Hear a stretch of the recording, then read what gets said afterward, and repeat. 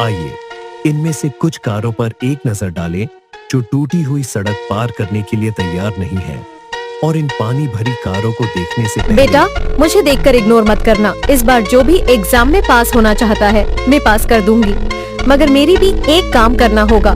तुम्हें इस वीडियो को लाइक और चैनल को सब्सक्राइब करना होगा और 5 सच्चे दोस्तों को शेयर करना होगा। और मेरे बेटे जाते जाते कमेंट में जय सरस्वती माँ लिख दो। और इसका तो पापड़ी